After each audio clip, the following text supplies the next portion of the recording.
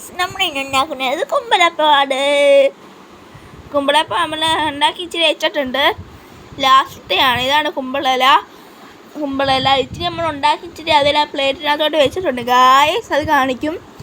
ഇതാണ് നമ്മുടെ നെല്ലിക്കയല്ല ഏലക്ക ഉണ്ട് ഗായ്സ്. പിന്നെ ഇതിനൊക്കെ ആവശ്യമുള്ളതായിട്ട് ഏലക്ക വേണം, നെയ്യ് വേണം, ശർക്കരപ്പാനി വേണം. ഇതൊക്കെയാണ് ഇതിൻ്റെ ചേരുവകൾ. കണ്ടോ ഗായ്സ്, നിങ്ങൾ കണ്ടു കാണുമെന്ന് വിചാരിക്കുന്നു. ഇതാണ് കുമ്പളല. ഇത് കണ്ടോ ഗായ്സ്, ഇതാണ് നമ്മുടെ കുമ്പിളിച്ചിട്ട് ഉണ്ടാക്കി വെച്ചേക്കുന്നത്. നമ്മളിപ്പോൾ അടയ്ക്കാൻ പോവുകയാണ്.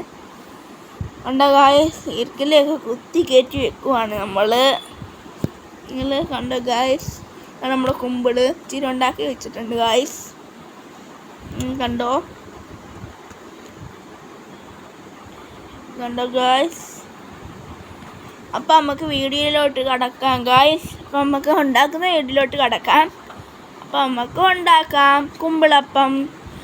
അടിപൊളി കുമ്പിളപ്പമാണ് ഗായ്സ്. നമ്മളങ്ങനെ തുറന്ന് തിന്നാൻ പോവുകയാണ്.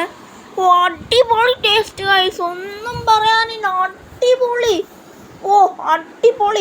ഒന്നും പറയാനില്ല. കിടുക്കാച്ചി ടേസ്റ്റ്, കിടു ടേസ്റ്റ്. നല്ല ആവിയിൽ വേവിച്ച സാധനങ്ങൾ കുട്ടികൾക്ക് കൊടുക്കുക, അതാണ് നല്ലത്. നല്ല ആവിയിൽ വേവിച്ച സാധനങ്ങൾ കുട്ടികൾക്ക് കൊടുക്കുന്നതാണ് നല്ലത്. നല്ല പോഷണമുള്ള സാധനങ്ങളാണ് ഇതെല്ലാം. നല്ല ഔഷധങ്ങളെല്ലാം ചേർന്ന് ഇതൊക്കെയാണ് ഗായ്സ്.